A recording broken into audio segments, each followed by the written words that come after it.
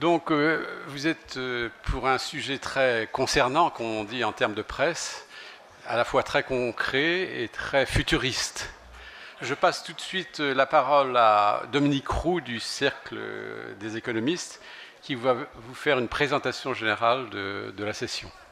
Dominique. Ça doit être celui-là. Bien, le thème de la session, comme vous l'avez vu, s'intitule « Les rythmes du quotidien ». Je voudrais, en quelques 2-3 minutes, rappeler quelques principes qui vont servir de guide et de ligne directrice de cette table ronde, sans apporter de solution, car nous avons des intervenants, comme vous voyez, des éminents spécialistes qui, eux, pourront apporter des pistes ou des solutions. Les progrès technologiques que le monde connaît, que nous connaissons depuis, on va dire, depuis la dernière décennie, ces progrès technologiques ont profondément changé nos modes de vie.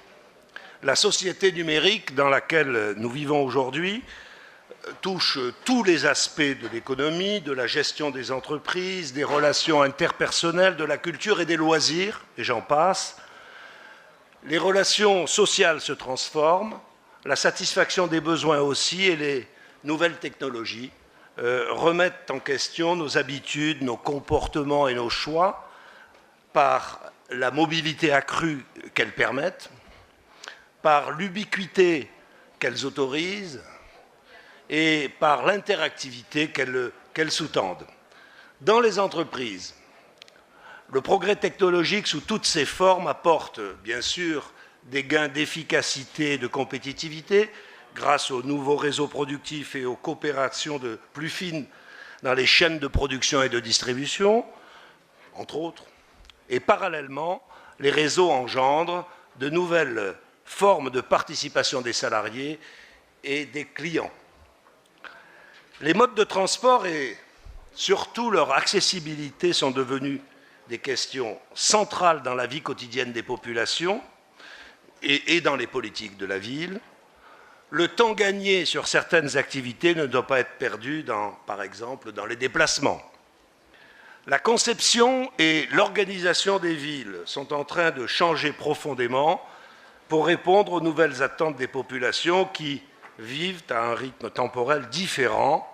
Le commerce et la distribution se déplacent, leur usage aussi, en particulier leurs heures d'ouverture et leur accès sont en train de se modifier, tout simplement pour se rapprocher des nouvelles attentes des consommateurs. Le travail est aujourd'hui plus intellectuel, plus intense et plus abstrait. En conséquence, son organisation temporelle se modifie. Le travail à distance n'est plus un mythe, mais est une réalité. La durée du travail ne se conçoit plus comme il y a 20 ans. Les loisirs aussi suivent des rythmes différents. L'information en temps réel ou presque conduit à de nouveaux comportements. Le domaine de la culture en est d'ailleurs un bon exemple. On constate que son approche et sa consommation se transforment eux aussi profondément à la suite, par exemple, de la diffusion très souvent gratuite des produits culturels. Les services publics ou d'intérêt général doivent eux aussi se transformer de fond en comble pour répondre aux nouvelles attentes des individus qui vivent dans un horizon temporel très différent du passé. Nombre d'entre eux, je parle des services publics, ne correspondent plus aux véritables besoins des individus ou des familles. Il faut les réformer, puisque, par exemple, les citoyens ont à présent, dans leur immense majorité, accès, grâce à leurs terminaux mobiles, à la M-administration et à l'open data. Le qualitatif l'emporte de plus en plus sur le quantitatif, et par ailleurs, on constate que les séquences de la vie quotidienne, comme on le rappelait hier, ne se succèdent pas, mais se déroulent le plus souvent simultanément. Notre environnement immédiat change et notre rapport au temps n'est plus le même. Par souci d'efficacité, par volonté de recherche du bien-être, il faut évidemment transformer les modes de vie hérités du passé. Et bien sûr, l'innovation devient le maître mot de toutes les activités économiques et sociales. Pour toutes ces raisons, nous avons aujourd'hui réuni à Aix différents experts français et étrangers pour apporter, comme je vous le disais tout à l'heure, des réponses ou des pistes de réflexion à ces nouveaux rythmes du quotidien, aussi bien dans l'organisation des transports et des services publics que dans les circuits de distribution et l'organisation du travail en France, mais aussi à l'étranger. Nous avançons dans ce domaine dans l'urgence face aux effets de ces nouvelles technologies qui se développent, comme vous le savez et comme vous le voyez, très rapidement. Il faut non seulement accepter et intégrer les changements qu'elles impliquent, mais aussi, et ça serait mieux, les devancer, car en paraphrasant René Char, qui est un auteur très connu à Aix-en-Provence, on peut dire que demain règne aujourd'hui sur le monde.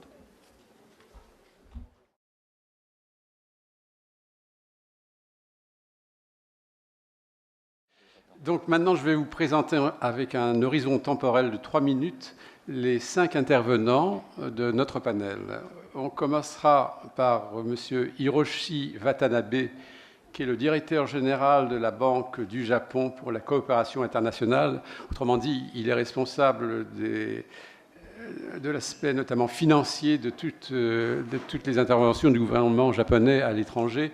Et il examinera le problème sur tous les aspects, sur tous les champs, à la fois sur le e-gouvernement et les nouvelles relations avec les consommateurs.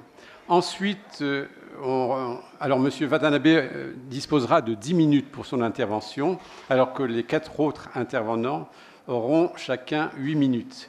Donc, ensuite, ce sera Éric Molinier, qui est à la fois conseiller du président d'EDF et président du SAMU social, après avoir été le président de la HALD. Il prendra le point de vue des services publics en expliquant en quoi ces révolutions technologiques modifient ou bouleversent même la production et la consommation de services publics. Ensuite, ça sera M. Philippe Sajot, qui est vice-président d'IBM et qui s'occupe plus spécialement en France du programme des Smart Cities, autrement dit des villes numériques, ou ce qu'on pourrait également dire des villes intelligentes, et qui a déjà des projets dont il vous parlera en France. Ensuite, ça sera Morald Chibou du groupe Bolloré, qui est le responsable depuis septembre 2011, je crois que c'est ça, hein ? Voilà, qui est le directeur général d'Autolib, un projet que vous connaissez tous et qui est une première mondiale. Et ensuite, ça sera Laurent Morel, qui est le PDG de Klépierre depuis 2010 et qui, depuis 2005, chez Klépierre, dirigeait la division des centres commerciaux, et c'est le domaine de la distribution suit ou accompagne les bouleversements technologiques, qu'il s'agisse de l'allongement des loisirs et également des révolutions d'Internet sur la consommation et la distribution partout dans le monde. Voilà, alors je laisse la parole maintenant à Hiroshi Watanabe qui, en 10 minutes, va vous faire une description globale de notre sujet.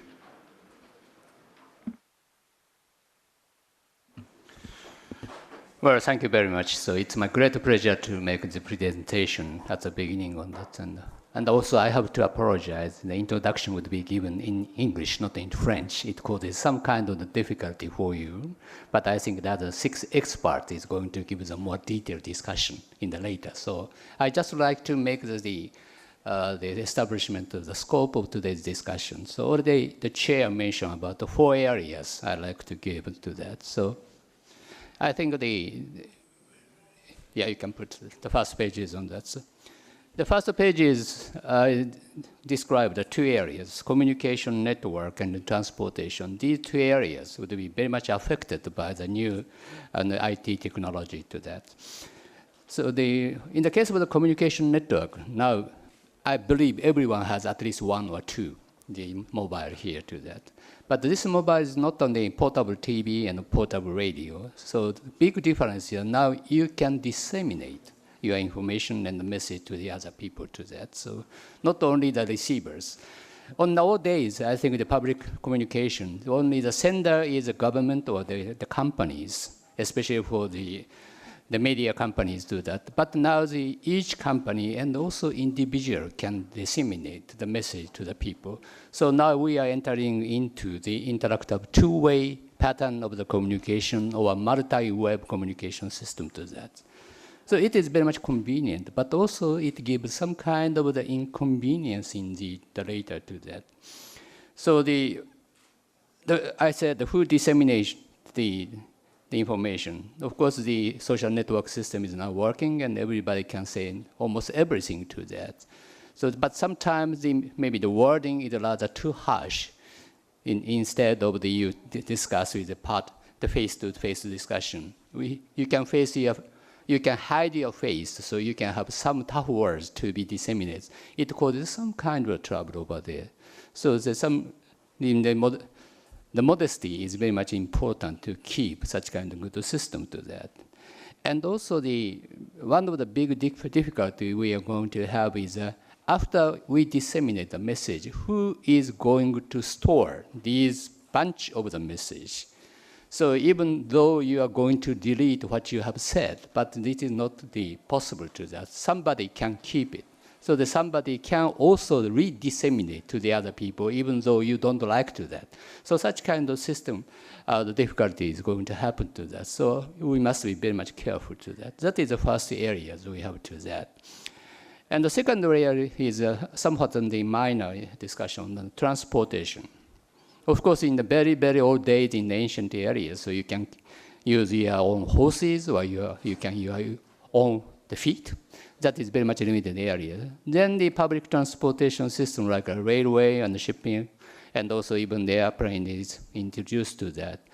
And since the turning of the last century, so the automobile is giving the very good individuality and also the free movement of the people to that. And it is now the prevailing, and maybe France and Japan is very much good at the production of the automobile to that. But also this area is, we are going to face some changes. One of the changes brought in the consideration to the ecological areas. So the CO2 emission is very much important task for the mankind to tackle in the days on that. Even the many automobile company has made effort to reduce the emission to that, but still the using of the automobile is still giving some kind of burden to that. So of course, another session they're going to have the reinventing on the automobile sector. So I think that could have a good message you can give. But also we have to think about the reconsidering the good use of the public transportation on that.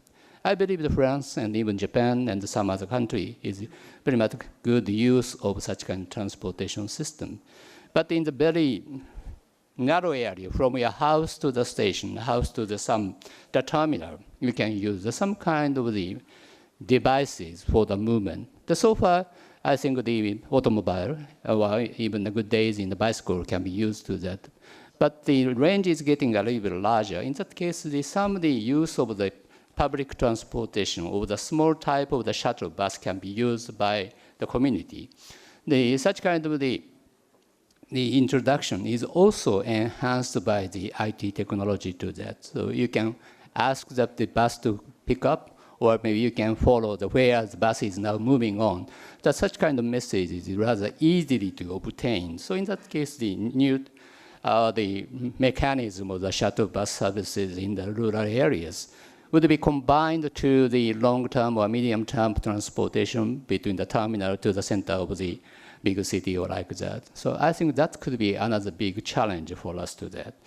And it must be given some type of the new operation in the case of the American phrase, in the kind of the kiss and ride system. You can bring yourself by the car to the station, and from the station you can use a public mass transportation system.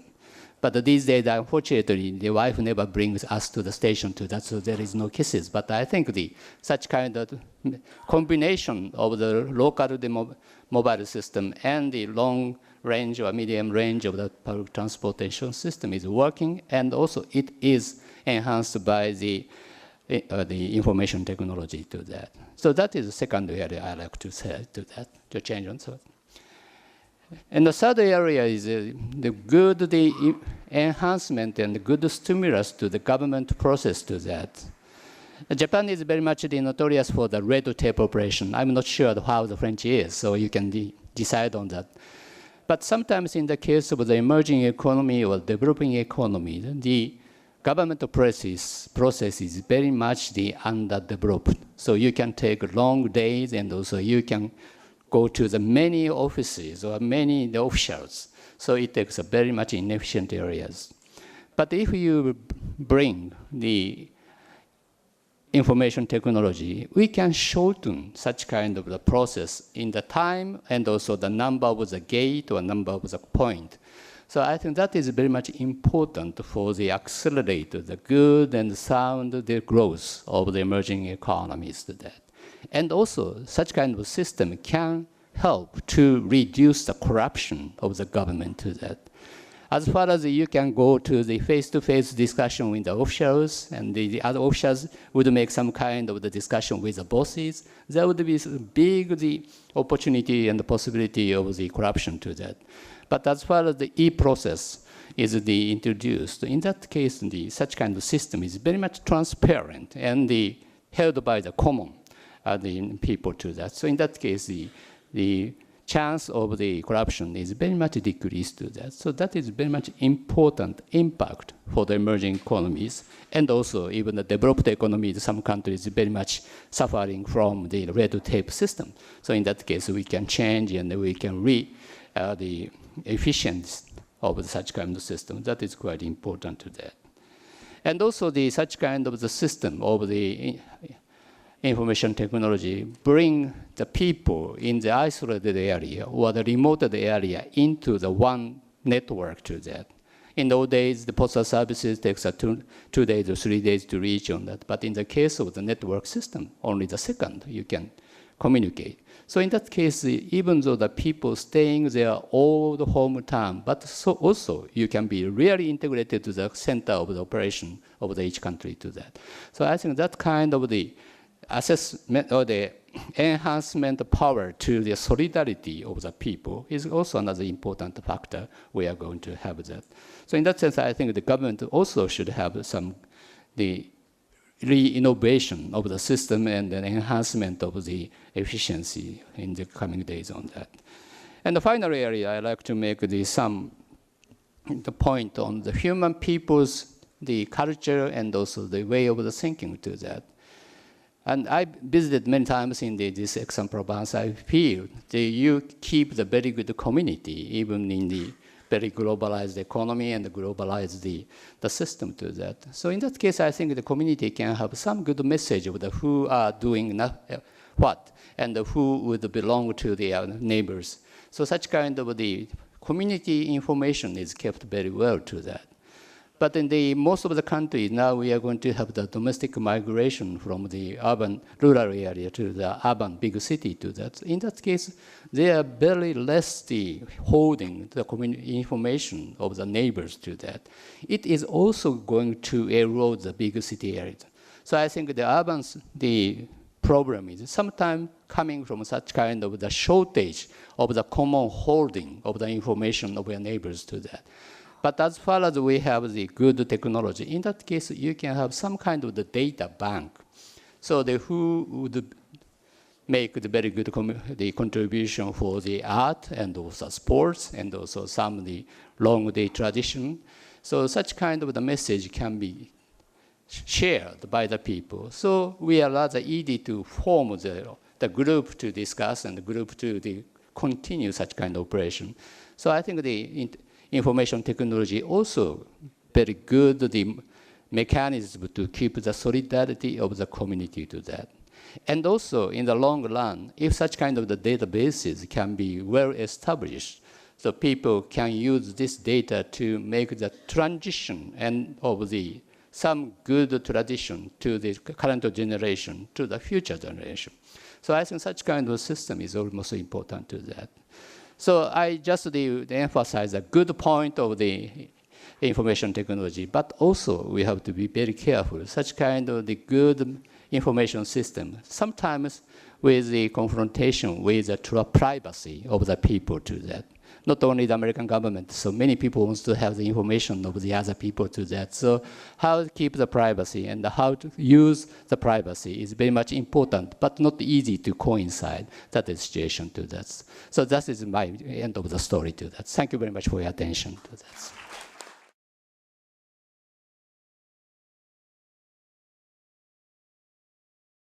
Maintenant, donc, on va entrer, si j'ose dire, dans le vif du sujet avec des illustrations. Et on commence donc par le point de vue des services publics. Et je passe la parole tout de suite à Éric Molinier. Bonjour à tous. Quand on interroge EDF sur ses rythmes au quotidien, ça renvoie immédiatement à trois choses. Le rythme de ses clients et plus largement de la société civile, ce qui renvoie effectivement à une notion de service public au quotidien. Le rythme de ses investissements, qui s'inscrit jour après jour dans le long terme et qui aussi relève et renvoie à une notion de service public. J'en veux pour preuve le récent arrêt du Conseil d'État qui dit que de contribuer à la production d'électricité nucléaire en France est une contribution à une mission d'intérêt de service public. Et puis, le rythme du temps dans les pays où nous opérons. Le temps n'est pas le même, le rythme n'est pas le même en France ou en Chine. En Chine, où on est capable à la fois de vous dire que pour faire le bilan de la révolution culturelle, il faut plus d'1 siècle, et au même moment, ils construisent un building, un étage par jour. Une chose est évidente néanmoins, l'électricité rythme de plus en plus le quotidien de la majorité de notre planète, des habitants de notre planète. Cela explique que l'hypersensibilité de la question de l'accessibilité à l'électricité, qui est devenue un bien essentiel. Il ne faut pas non plus néanmoins oublier les 1,6 milliard de personnes qui n'ont pas accès à une électricité, qui, comme chacun le sait, conditionne le développement économique d'un pays, le développement humain, par l'accès à la chaîne du froid, à la santé ou à l'éducation. La question n'est plus aujourd'hui de savoir si on peut avoir un rythme du quotidien sans électricité, mais bien plutôt de permettre l'accès à l'électricité pour tous ceux qui en sont privés. Et c'est un enjeu véritablement planétaire qui va nécessiter d'inventer de nouvelles conjugaisons entre solutions locales et politiques publiques plus structurantes, énergie décentralisée et centralisée, ce qui renvoie là aussi au fait que le consommateur qui devient producteur, quelque part, contribue à une mission d'intérêt général. Comment y contribue-t-il? Comment tout cela doit-il être structuré?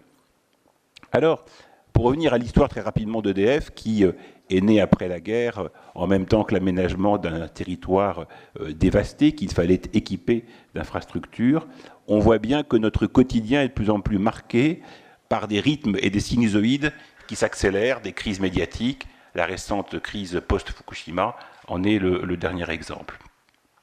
La gestion des temps courts et des temps longs passe par la transparence et un discours de responsabilité.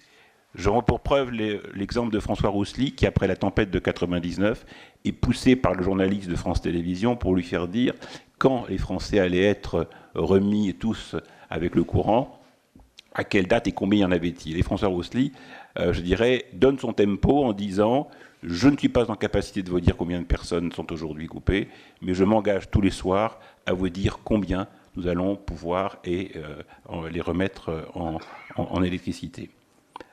Le rythme accéléré du court terme marque de plus en plus notre quotidien, mais notre entreprise a toujours dû et su gérer cette double gestion du long terme et du court terme, avec des politiques, je dirais, d'investissement pour garantir la sécurité de nos installations et en même temps de répondre à des besoins de nos clients.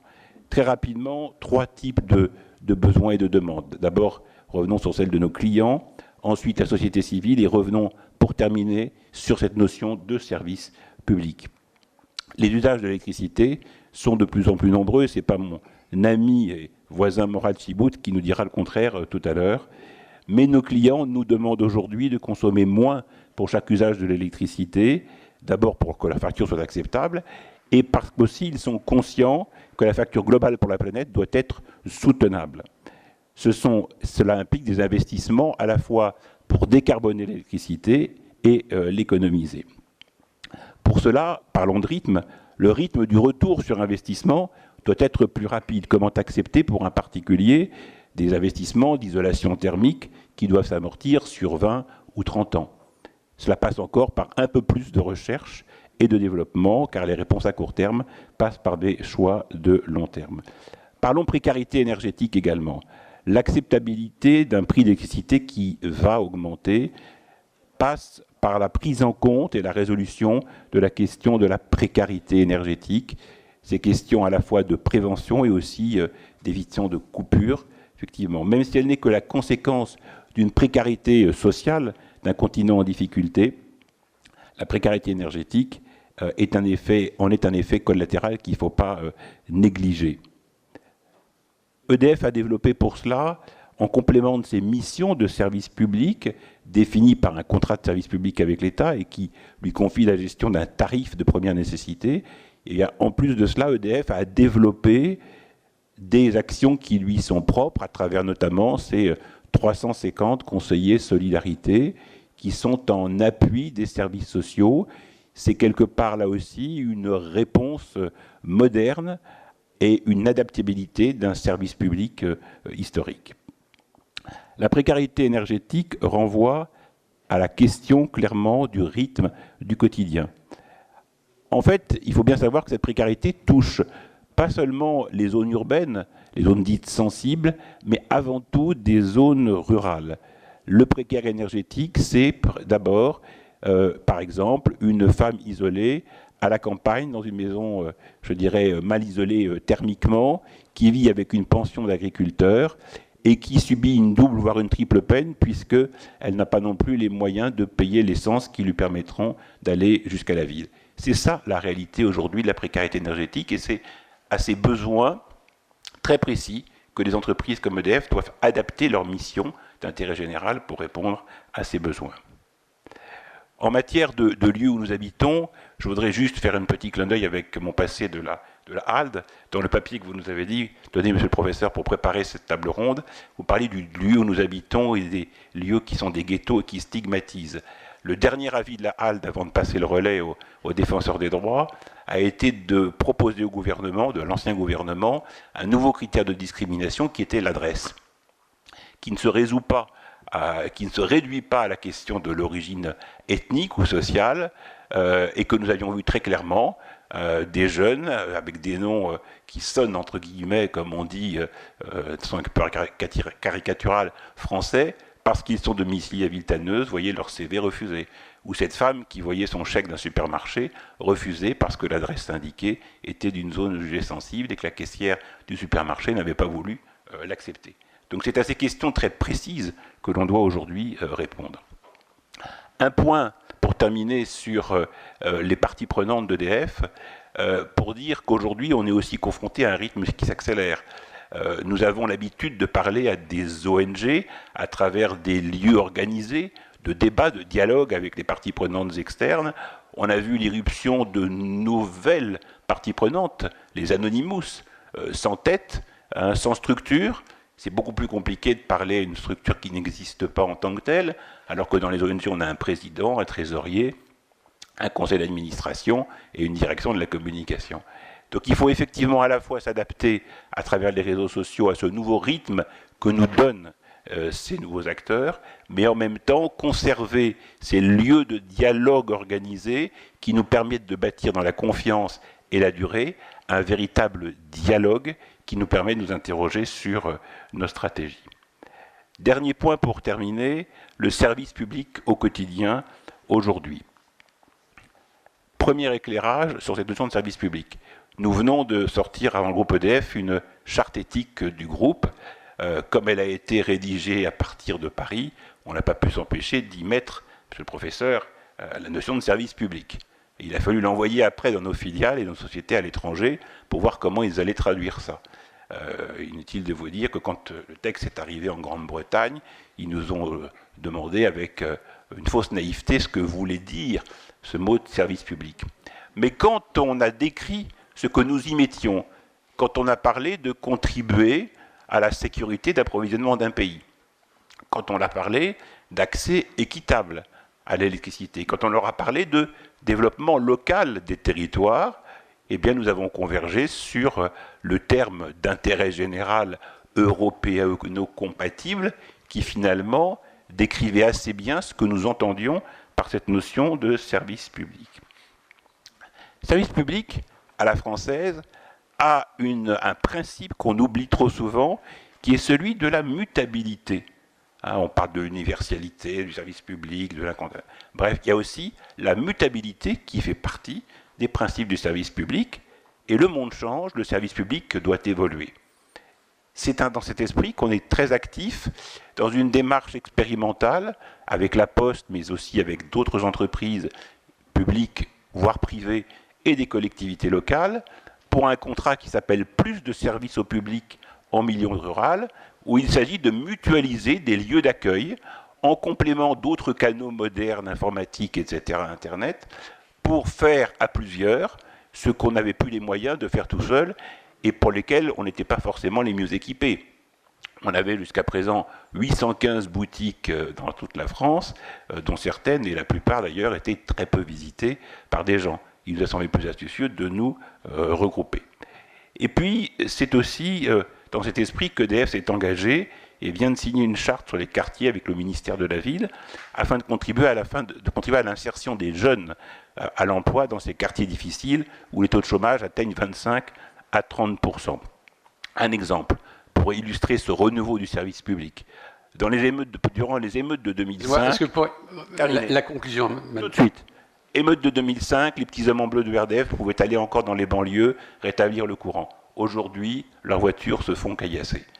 C'est là aussi où nous avons à réinvestir ce champ du service public et dire, pour terminer, pour faire la transition avec la table ronde suivante, que nous y contribuons également à travers d'expérimentations autour de la ville et de territoires durables, comme Nice, Singapour, le Maroc oriental, et je passe ainsi la parole au prochain orateur qui parlera des smart cities et des villes durables. Je vous remercie.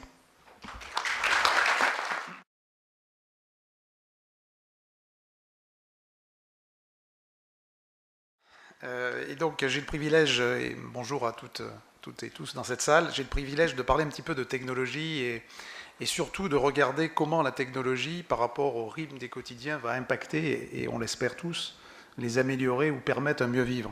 Alors peut-être un mot sur le thème de Smarter City et de ville intelligente. Clairement, nous avons chez IBM choisi de nous appeler Smarter City parce qu'on trouve que ville intelligente, c'est un petit peu péjoratif ou peut-être ambitieux parce que les villes l'étaient avant nous. Donc nous, on a dit Smarter. On va juste aller une étape de plus et la technologie va permettre de supporter finalement la ville durable. La ville durable a besoin d'avoir des données et c'est ce que je voudrais vous présenter. Donc rapidement, pourquoi finalement la technologie aujourd'hui permet des choses qu'elle ne permettait pas, et ensuite j'illustrerai quelques rimes du quotidien qui sont effectivement aujourd'hui modifiées et on l'espère encore une fois améliorées. On vit aujourd'hui une période d'urbanisation galopante. En 50 ans, on est passé de 2 à 7 milliards. On va atteindre 70% de population qui vit dans les zones urbaines en 2050. Et en Chine, 250 millions de Chinois vont rejoindre les villes en 25 ans. Ceci représente des opportunités, mais aussi des défis fantastiques en termes d'infrastructures et en termes, derrière, d'optimisation de tout ce qui concerne le transport d'abord. Sachez qu'en France, on perd 1,6% du PIB dans les embouteillages, mais ça, je suis sûr que vous en êtes sûr, à Aix, à Paris, partout. On doit absolument trouver des solutions pour réduire nos consommations carbone. Sachez aussi que nous perdons 35% de l'eau que nous produisons et que nous rendons potable, parce que tout ça aujourd'hui était des systèmes optimisés, mais pas encore à un niveau suffisant. Donc tous ces défis, mais aussi ces opportunités de l'urbanisation, sont accouplés avec ce que la technologie permet, et ce que la technologie permet depuis finalement peu de temps, depuis 3 à 5 ans. Effectivement, premier élément qui est important, tout le monde est connecté, mais sachez qu'on est passé d'un taux de connexion de 12 à 75% des plus de 15 ans en moins de 10 ans. La moitié de nos smartphones, la moitié de nos téléphones sont des smartphones. Mais revenons finalement sur la donnée la plus importante, c'est la capacité de traiter des données. Si on veut suivre des éléments de transport, si on veut optimiser les consommations énergétiques, si on veut aller détecter les fuites dans les conduites d'eau, il faut pouvoir traiter des données. Et depuis 2-3 ans, la technologie permet de traiter ce que l'on appelle le big data, donc des données en quantité phénoménale. Retenez juste ce chiffre-là. En 2011, on a produit dans le monde autant de données que l'on en avait produit du début de l'humanité en 2003. Donc des masses de données phénoménales, dont 20% aujourd'hui sont absolument inutilisées. Et il a fallu trouver, à la fois les mathématiciens qui nous entourent ici et qui sont présents dans ces rencontres, et tous les outils pour traiter ces données. Et c'est le couplage finalement de l'urbanisation et de cette capacité à traiter des données qui nous permet d'améliorer les usages, et je vais y venir. Et IBM a considéré que nous qui sommes des experts de la donnée, finalement, dans ce monde-là, on pouvait apporter quelque chose sur les villes, parce qu'on achète des logiciels, parce qu'on dépense chaque année 6 milliards en recherche et développement, et que cet objet de traitement de données, du big data et du prédictif était notre quotidien. Alors de quoi est fait finalement notre quotidien amélioré par ces nouveaux rythmes?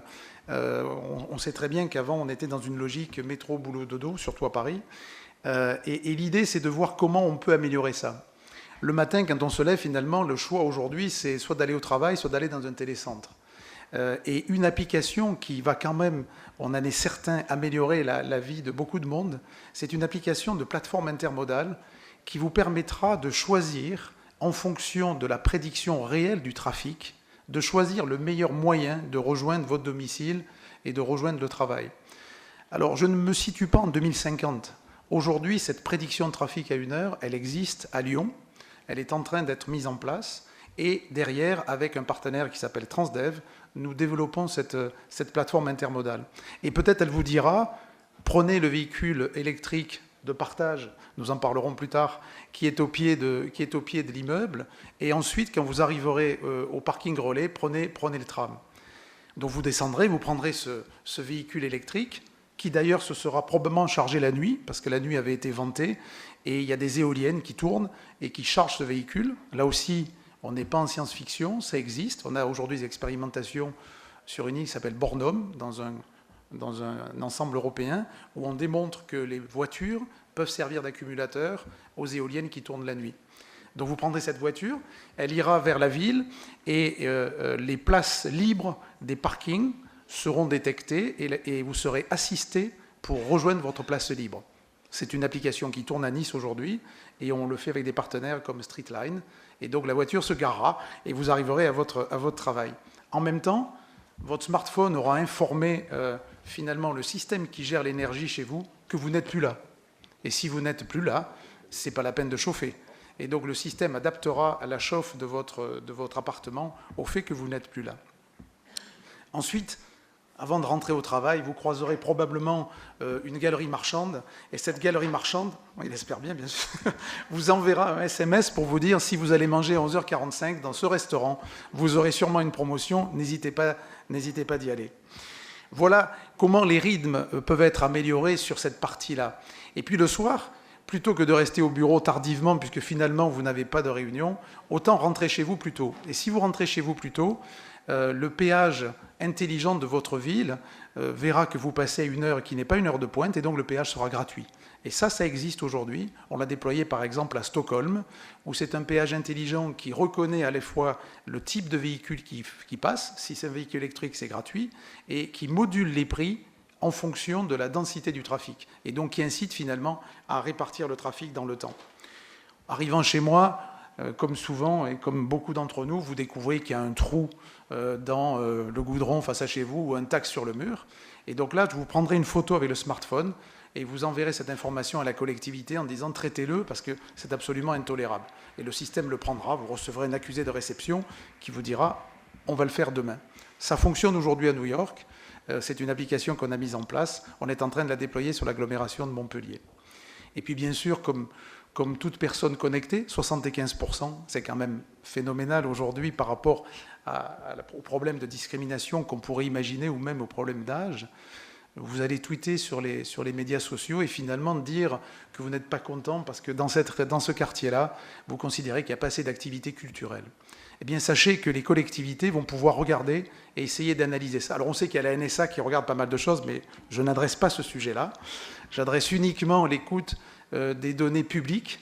Et à ce moment-là, les collectivités pourront savoir en temps réel ce que les gens pensent. C'est une démonstration qu'on a fait avec la collectivité de Toulouse, qui a pu analyser les blogs sociaux, les sites et la communication sur les médias sociaux et finalement prendre des décisions. En synthèse, clairement, nous pouvons aujourd'hui, avec le foisonnement de données qui existe, intégrer ces données temps réel, prédire certains comportements et donc finalement apporter un mieux-être sur le transport, sur une consommation plus intelligente de l'énergie et sur finalement le mieux vivre de chacun, ce qui est très important.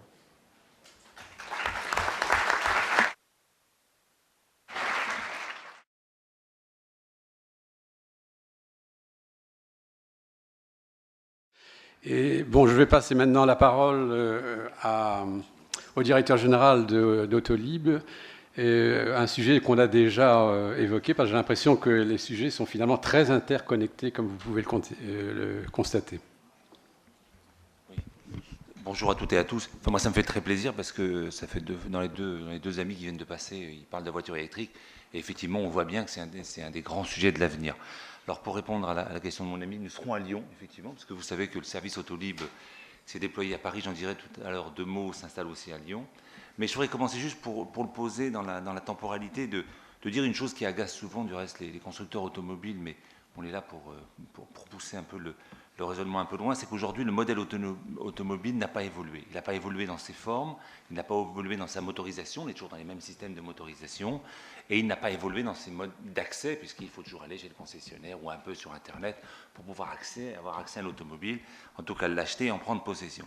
Ce qui m'amène à faire plusieurs constats importants, c'est qu'aujourd'hui et encore, c'est que la mobilité est justement un moyen. C'est un moyen d'aller travailler, c'est un moyen de se divertir, c'est un moyen d'aller apprendre, c'est tout simplement un moyen de se déplacer, qui atteint aujourd'hui un certain nombre de limites quand on regarde la structuration des villes et les demandes aujourd'hui de l'ensemble de nos citoyens. Le deuxième point important, c'est que je pense fondamentalement que nous sommes passés d'une mobilité choisie, qui était une mobilité plaisir, où on se déplaçait pour faire un certain nombre de choses qui nous intéressaient, à une mobilité contrainte et subie. Et ça, c'est la grande donne de demain, parce que on est obligé de prendre sa voiture pour faire X kilomètres, pour se déplacer d'un point A à un point B, pour aller travailler, puisque le lieu où vous habitez ne correspond pas fondamentalement au lieu où vous souhaitez, où vous travaillez, ou en tout cas le lieu où vous habitez ne correspond pas là où vous allez faire les courses dans un supermarché ou dans un centre commercial tenu par mon ami. C'est pour lui passer la parole tout à l'heure. Donc ça veut dire, je pense fondamentalement, et nous le pensons aujourd'hui dans le groupe Bolloré, que la mobilité doit être traitée comme une commodité et un usage. Et c'est ça qui est fondamental. Et elle amène du reste à un troisième point important, c'est que l'ensemble des villes devront penser demain un modèle de mobilité qui est un modèle de mobilité électrique. Pour des raisons importantes que je vais vous donner maintenant en termes de chiffres. Si je devais retenir sur des milliers de chiffres qui sortent sur l'écologie, sur le transport, moi j'en ai retenu 3. Alors je les ai retenus avec d'autant plus de recul que ça fait qu'1 an et demi que je travaille sur le sujet, et donc ce côté novice vous amène finalement au fond à regarder ça avec des choses avec beaucoup de pragmatisme et de simplicité. Premièrement, c'est la limite physique. Il faut juste savoir une chose aujourd'hui, c'est qu'une voiture n'est utilisée que 5% du temps. Ça veut dire que 95% du temps, votre voiture reste à l'arrêt dans les grandes villes. Et ça pose un vrai problème d'utilisation de la voiture, en termes de possession, en termes de partage, mais aussi en termes de coût dans la société dans laquelle nous sommes.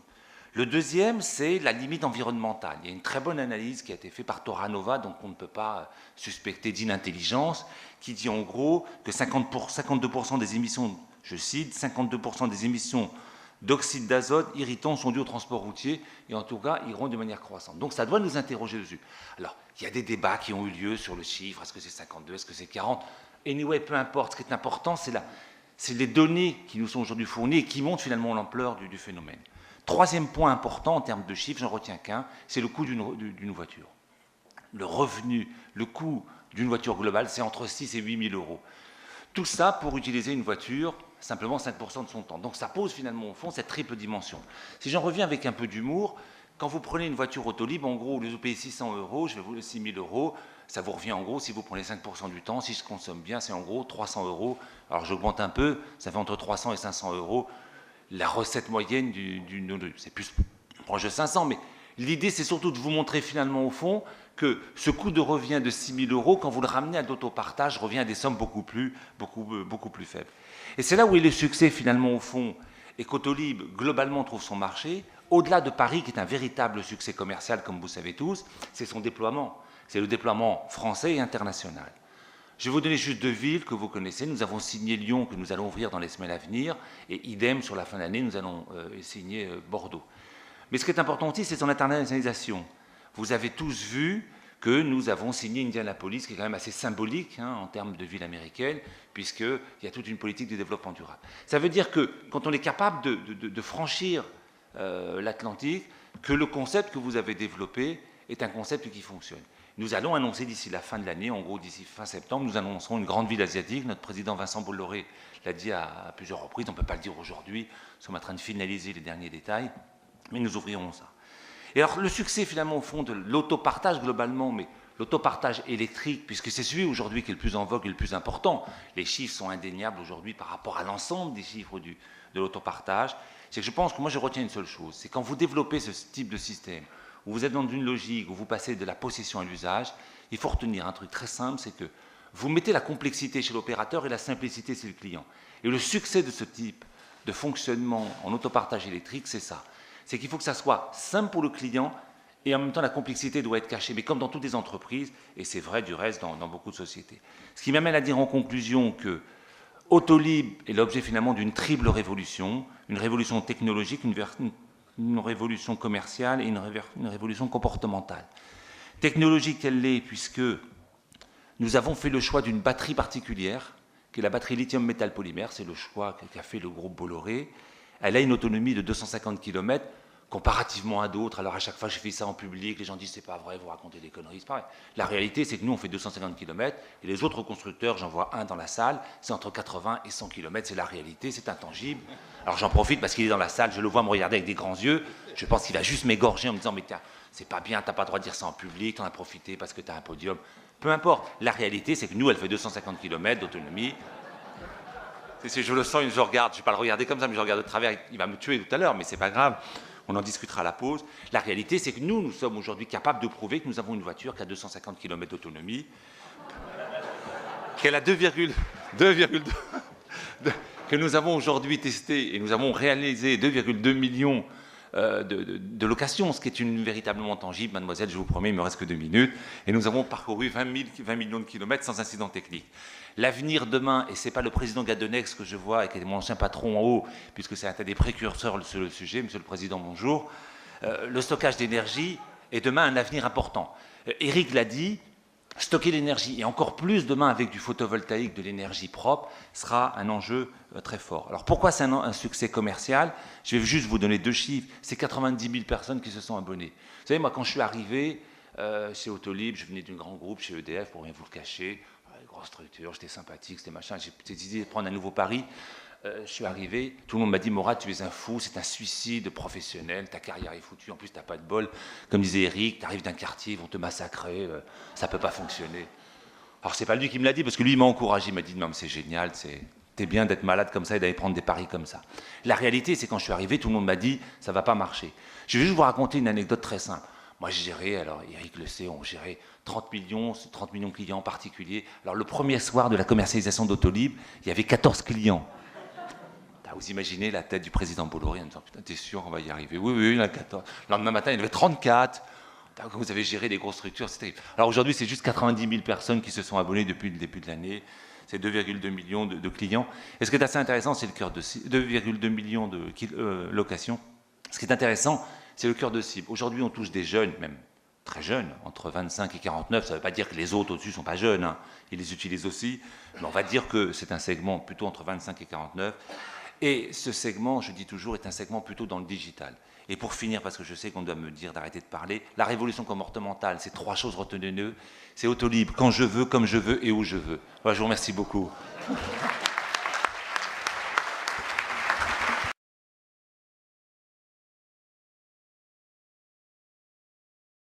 Maintenant, on va passer au modèle d'immobilité ou voilà. d'immobilier. D'immobilier, ce qui n'est pas tout à fait pareil, je vais essayer de le démontrer. Donc, se déplacer, c'est bien, merci Moral, mais pourquoi faire? Moi, j'ai une proposition, c'est pour aller faire des courses.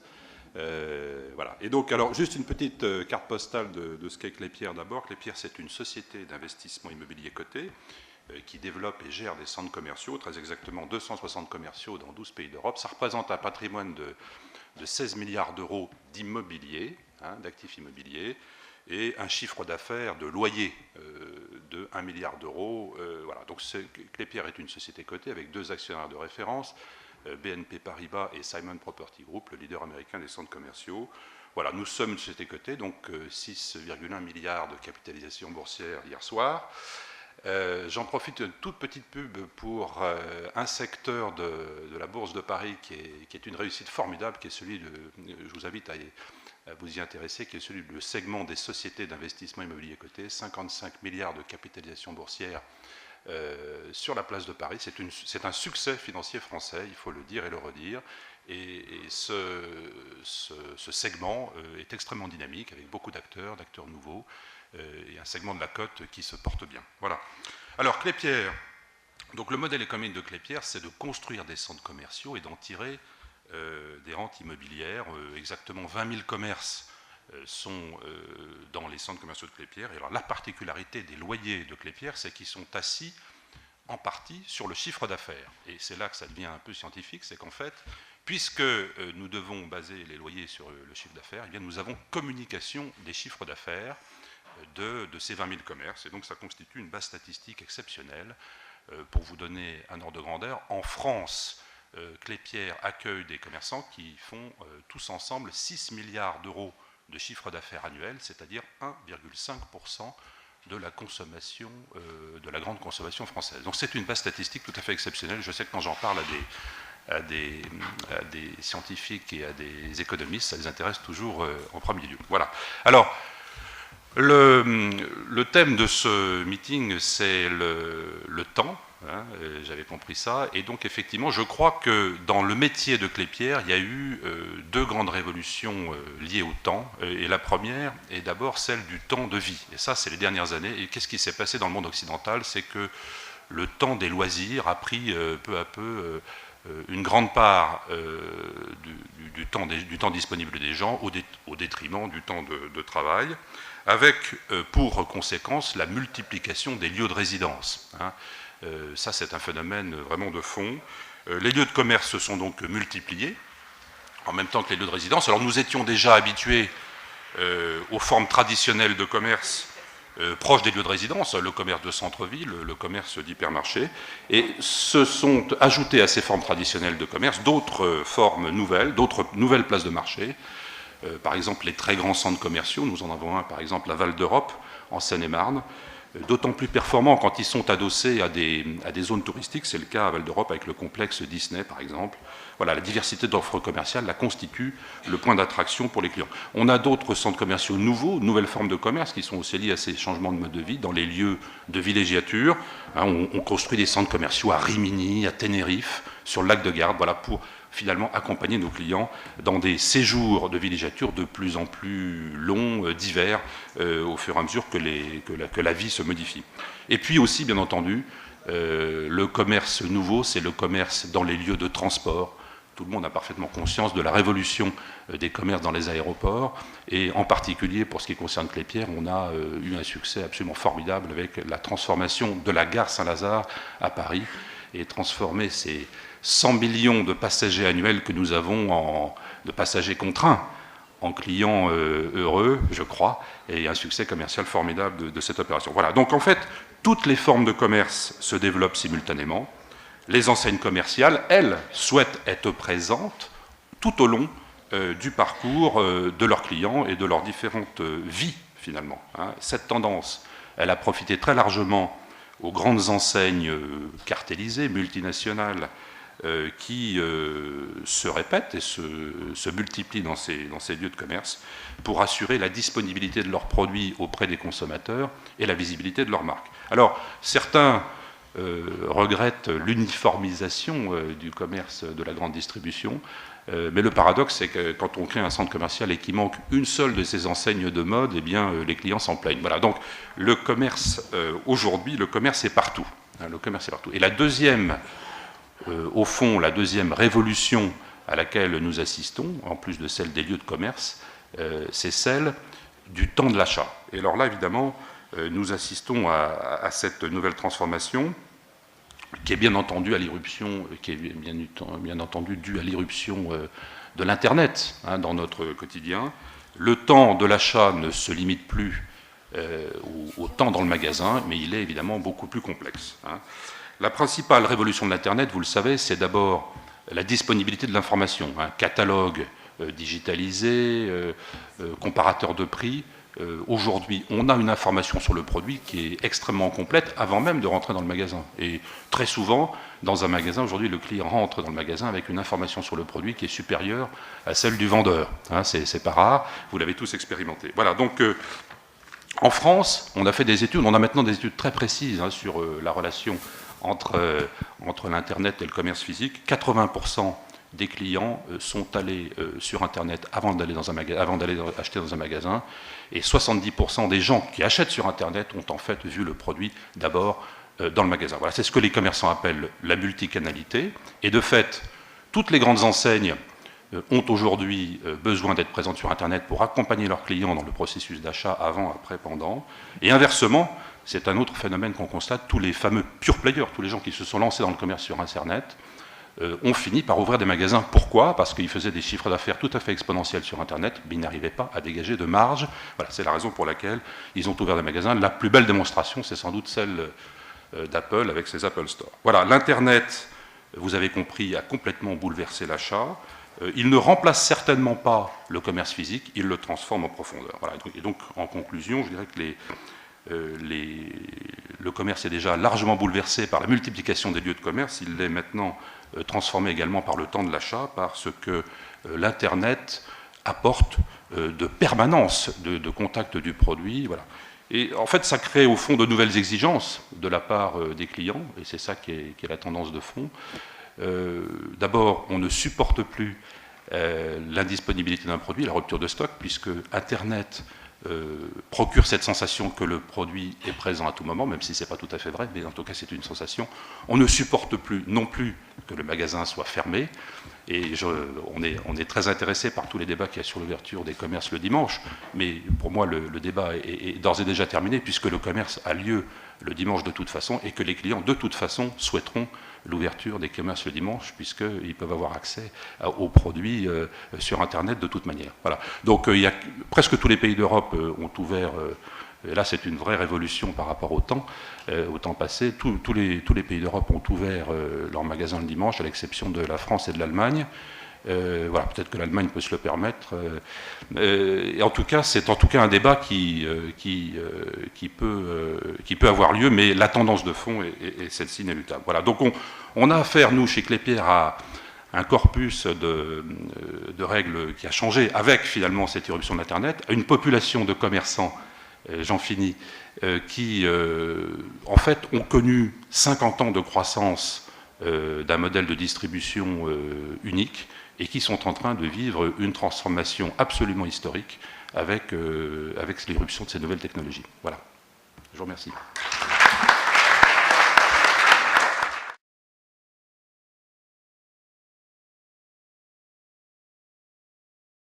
Maintenant, c'est le temps du débat.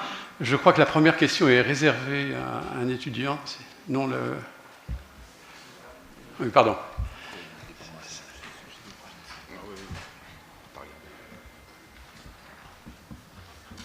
Oui, bonjour.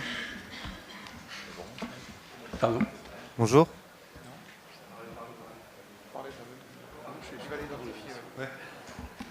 Donc on a vu que les rythmes de chacun... En 2 mots, vous présentez. Je m'appelle Guillaume Meyer, je suis étudiant à l'ENSA et Paris Tech. Donc on a vu que les rythmes de chacun se désynchronisaient en fonction des catégories sociales, des générations, etc. Et que les entreprises donc, essaient d'y répondre, notamment grâce aux nouvelles technologies, et essaient de répondre à ces demandes qui sont de plus en plus fragmentées, de plus en plus denses, au profit donc, du citoyen consommateur. Mais est-ce que tout ça ne se fait pas au détriment du citoyen travailleur? Est-ce qu'à terme, le temps, puisque c'est le thème de la session, ne devient pas isomorphe, c'est-à-dire ayant la même valeur, quel que soit le jour de la semaine, les heures dans la journée ou le mois dans l'année? Voilà. Merci pour cette question. J'ajouterai... Attendez, juste un chiffre peut-être. Vous êtes étudiant à l'ENSA Paris Tech, donc c'est l'école de l'INSEE. Hein, la statistique de l'INSEE qui dit qu'en France, on passe 38 milliards d'heures annuelles autant de travail, à travailler dans une entreprise, enfin professionnellement, alors que l'ensemble des Français passent 41 milliards d'heures à des travaux ménagers. Je dis bien travaux ménagers, et il y a même une estimation plus large qui va jusqu'à 70 milliards d'heures si on inclut le shopping, etc. Donc c'était juste un complément à votre question. Qu'est-ce qui veut répondre Laurent Morel, vous avez juste un mot. Je pense qu'au fond, je ne comprends pas bien votre distinction parce que les consommateurs et les travailleurs sont bien les mêmes. Je reviens sur ce sujet du travail le dimanche. Nous, on est frappé par le fait qu'en fait, il y a un collectif de gens qui veulent travailler le dimanche, qui sont les vendeurs dans les magasins, et de clients qui veulent aller dans les magasins parce qu'ils n'ont pas le temps le reste de la semaine, tout simplement, en particulier dans la région parisienne. En complément, si vous voulez, sur la technologie, je ne crois pas que la technologie résoudra tous les problèmes. Il ne faut pas être naïf. Néanmoins, elle apporte un temps choisi. Aujourd'hui, on parlait justement des achats de dimanche. Vous pouvez faire des choses décalées. On parlait, je vous ai illustré quelques déplacements décalés qu'on peut faire. Donc je pense que la technologie amène une aide, quelles que soient ses conditions, que ce soit effectivement pour le travail ou pour le plaisir, entre guillemets, aller chercher un spectacle au dernier moment, avoir l'information, pouvoir se déplacer plus vite. Donc je pense que par rapport à ce qu'on a essayé d'exposer, je dirais que la technologie est vraiment une aide à avoir un temps choisi. Ensuite, après, l'utilisation qu'on en fait dépend aussi de chacun d'entre nous. Peut-être juste une précision sur ce temps de la machine, enfin toutes ces nouvelles relations. Il y a évidemment des sujets où la relation humaine est indispensable. J'ai parlé tout à l'heure de précarité énergétique. Il est évident qu'en cas de coupure et d'analyse, je veux dire, il y a un principe de base à EDF qui dit pas de coupure sans visite chez le client et sans rencontre avec le client. Et ça veut bien dire qu'on aura beau mettre tous les canaux, je dirais, modernes de communication, il y a un moment où la prise en compte de la réalité des visus en allant chez le client est indispensable. Merci. Moral veut ajouter quelque chose. Moi juste parce que un exemple, enfin 2 exemples concrets. Moi, j'ai toujours frappé dans l'emploi justement pour aller sur les travailleurs. Je vous donne 2 exemples. Un, vous ne pouvez pas vous imaginer le nombre de gens qui commencent à travailler très très tôt dans Paris et qui ne peuvent pas aller bosser parce qu'il y a les transports en commun qui ne commencent pas tout de suite et qui ont des abonnements Autolib. C'est pas pour faire de la pub spécialement, mais ce qui est intéressant, c'est que faire 4h30, 5h, c'est un peu quand même, 4h30, 5h. Et le soir, quand vous finissez de travailler, vous êtes plongeur, vous travaillez dans un restaurant, vous ne pouvez pas vous imaginer le nombre de gens qui ont pris des abonnements parce que ça leur permet de ensuite retourner dans leur banlieue, parce que souvent ils travaillent très très loin, parce que les salaires sont assez faibles, et ensuite travaillent très très loin. Et donc ça a favorisé aussi le mode de transport pour les gens qui travaillent à la fois très tard le soir et pouvoir retourner simplement chez eux sans avoir à prendre des taxis, louer des voitures, acheter une voiture, et ceux qui sont très très matinaux et qui vont faire le ménage et autres dans les sociétés, ce qui est une véritable réalité en tout cas. Just one thing I'd like to add and see. Maybe the magnitude of the benefit for the different to the generation to generation.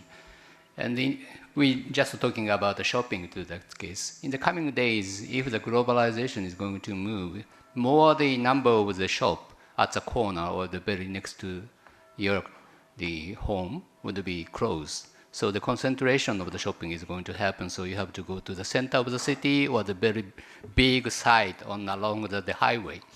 But in the older generation, especially aging is going to move, so people cannot move or people cannot reach to the such kind of center or the big sites.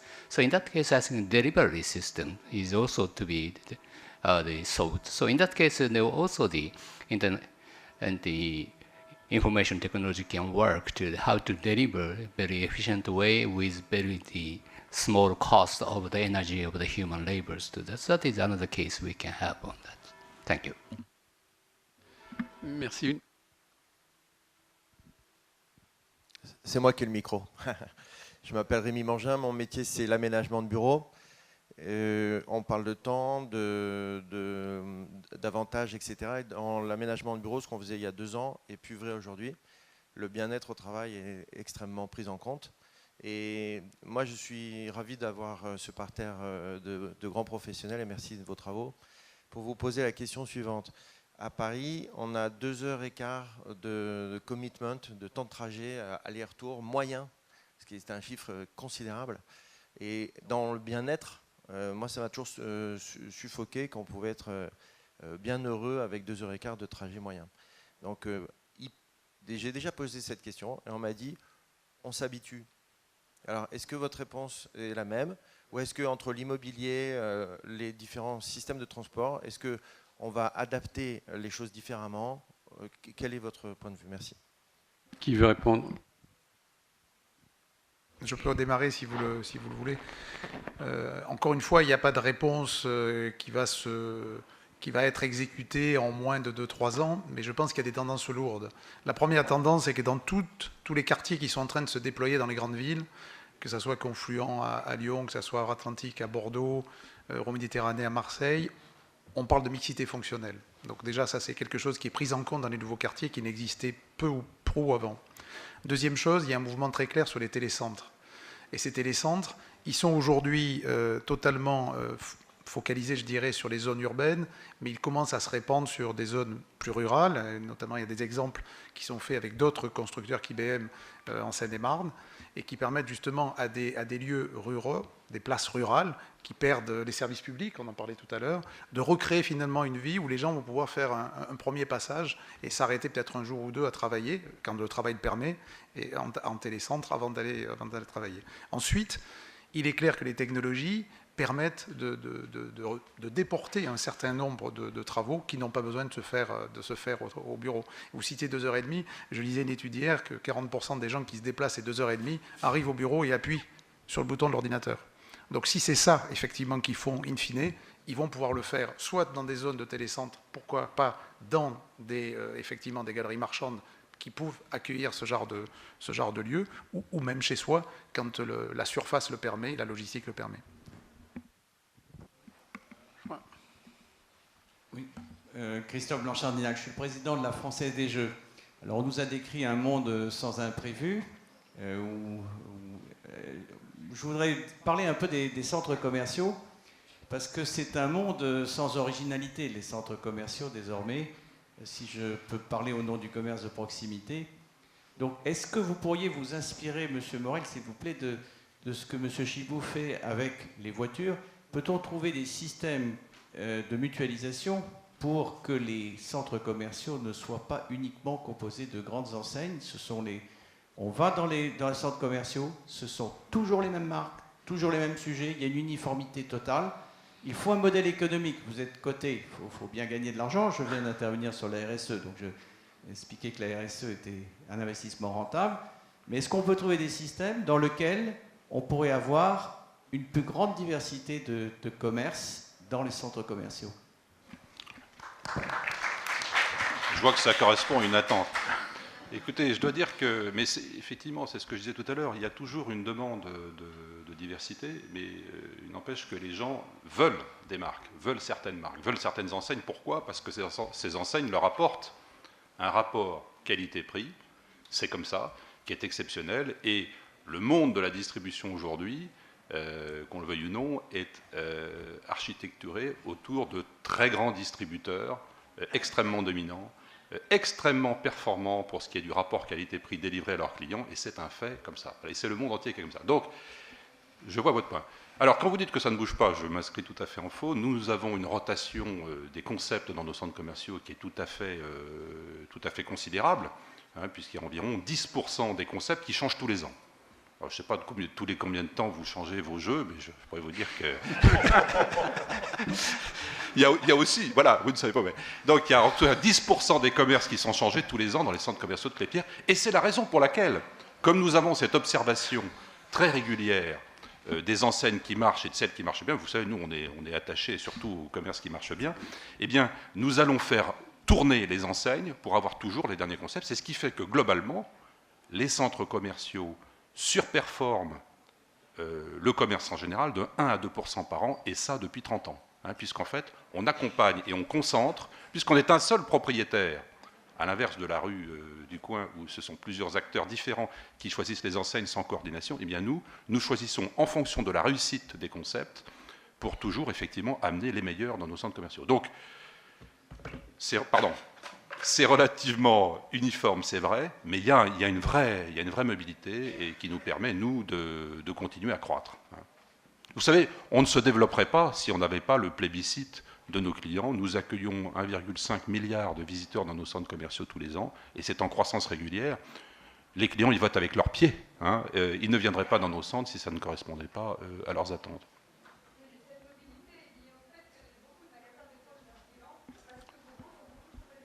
Oh, écoutez, madame, je suis heureux d'entendre que nos baux sont élevés, mais la rentabilité des enseignes dans nos centres commerciaux, elle est garantie. Nous avons ce qu'on appelle un taux d'effort, le rapport des loyers et des charges par rapport au chiffre d'affaires, qui est tout à fait constant, aux alentours de 10%.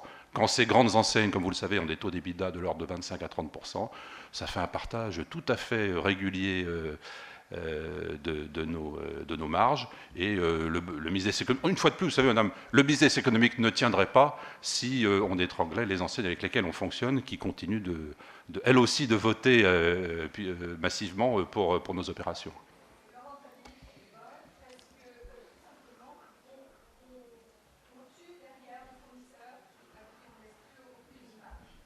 Oui. Ça, je vous laisse la responsabilité de... Je pense que c'est un petit peu plus compliqué que ça, mais non, il y a des grands, madame, c'est vrai, il y a des grands acteurs du commerce en France qui sont des industriels tout à fait remarquables. La France a notamment une industrie de l'hypermarché qui est une industrie qui est la première mondiale, hein, et qui non seulement fonctionne bien en France, mais est leader dans tous les pays d'Europe où elle s'est implantée, y compris dans des pays asiatiques ou d'Amérique du Sud. Donc, enfin, je ne partage pas votre point de vue de ce point de vue-là. Oui, je vais... Oui.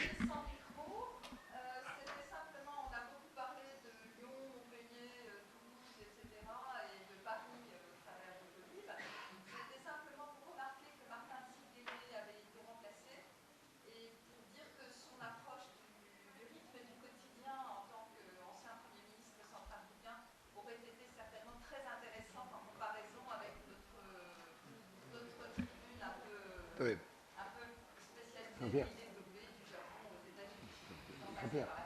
Jean-Pierre.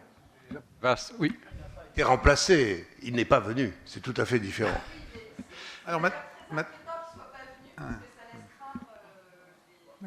Quoi? Qu'il avait autre chose à faire.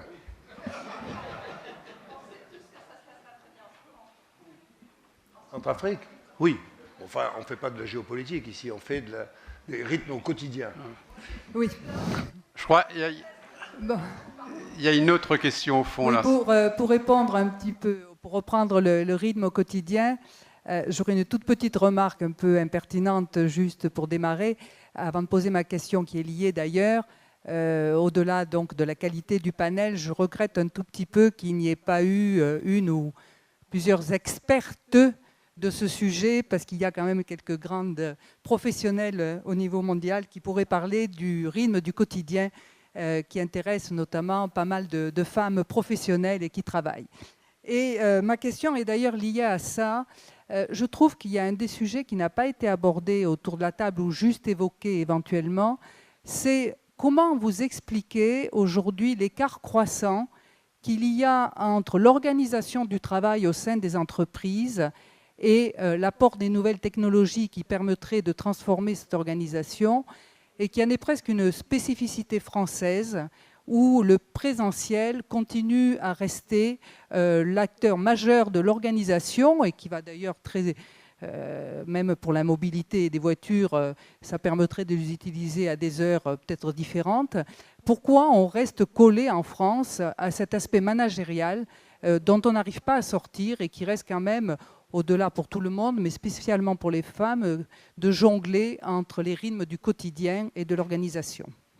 Merci de votre question qui est très originale. Je crois que Dominique Roux va y répondre. Je ne vais peut-être pas répondre complètement à votre question, mais simplement, je voulais vous dire que je partage tout à fait votre avis sur l'absence de femmes à cette tribune, mais on a demandé à beaucoup d'entre elles qui avaient d'autres activités et qui n'ont pas pu venir aussi. Vous savez, Aix, il y a 300 intervenants, on n'a pas de critères particuliers, on n'a que le critère de l'excellence. Bon, on espère, la prochaine fois, je vous promets qu'elles seront là, et elles seront là en nombre. Simplement, je voulais vous dire que vous avez parfaitement raison. Vous avez parfaitement raison sur le présentiel. Et je vais vous prendre un exemple un peu différent de l'entreprise, c'est celui des universités, puisque je suis professeur d'université. Les mentalités, les pesanteurs sociologiques, comme vous voulez, font que on a un mal fou à faire changer les rythmes. Par exemple, comment pouvez-vous imaginer qu'aujourd'hui, les universités continuent à fonctionner premier trimestre, vacances de Noël, deuxième trimestre, vacances de Pâques, troisième trimestre, et vacances d'été avec les stages, parce que les stages sont toujours à 80% lieu l'été, où les entreprises, d'ailleurs, ont peu d'activités et ne savent pas quoi faire de ces milliers de stagiaires qui arrivent au mois de juillet, au mois d'août. Eh bien, quand on veut changer ça, c'est compliqué. Pourquoi les bibliothèques universitaires sont fermées à 6 heures, à 7 heures, parfois 8 heures, parfois 8h30 le soir, alors qu'on peut travailler chez soi pour préparer son exposé, son mémoire, le dimanche, le samedi, jusqu'à minuit, jusqu'à 2 heures du matin. Essayez de faire changer une bibliothèque universitaire, j'ai essayé. C'est un travail de titan.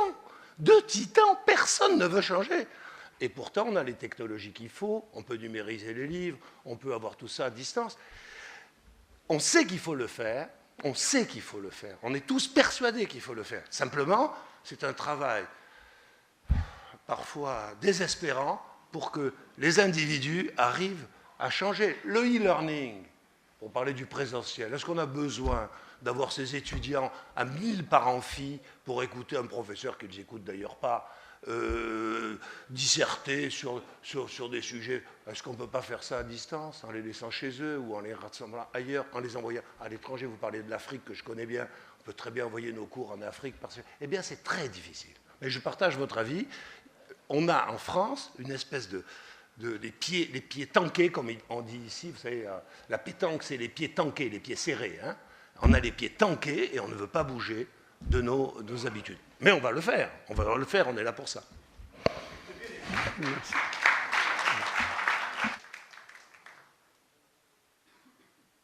Parce qu'il y a une question très importante, me semble-t-il, sur le présentiel. Monsieur Sajot, non? Non, je pense que ce matin, il y avait dans la session introductive, je crois que M. Augustin de Romanet a dit c'est un problème de caractère. C'est-à-dire que tout ce qu'on dit, on le partage tous, tout le monde a des responsabilités, et je pense qu'il convient à chacun d'entre nous de pousser ça dans notre milieu, dans notre entreprise, dans notre microcosme. Comme vous dites, les outils existent. Quand on parle d'e-learning, vous savez que les grandes universités américaines aujourd'hui mettent les cours en ligne, et vous allez pouvoir vous former finalement en ligne sans jamais y être, ou y avoir été. Donc la technologie existe, c'est un problème de mentalité. Les entreprises américaines, je dirais, un peu devancé l'appel avec les open space, le télétravail, etc. Alors, sans prendre une position politique, il ne me regarde absolument pas sur ce débat, mais effectivement, l'État doit montrer l'exemple, et peut-être commençons par là. Merci. Je crois que le temps imparti est arrivé à sa fin. Une petite synthèse, Dominique? De faire une synthèse, je vais simplement reprendre ma propre conclusion de mon exposé, puisqu'il est déjà prêt, mais il confirme tout ce que nos experts nous ont indiqué aujourd'hui. Dans le rythme du quotidien, il faut évidemment changer, mais comme le disait Madame, nous avançons quand même dans l'urgence, comme je vous disais tout à l'heure, parce que les technologies nouvelles avancent beaucoup plus vite que nos mentalités, et il faut très rapidement les accepter d'abord, les intégrer aussi, mais si on pouvait, ça serait encore mieux, les devancer. Et je vous répète en paraphrasant cette magnifique phrase de René Char, car les poètes ont toujours raison, demain règne aujourd'hui sur le monde. Et à bientôt. Merci.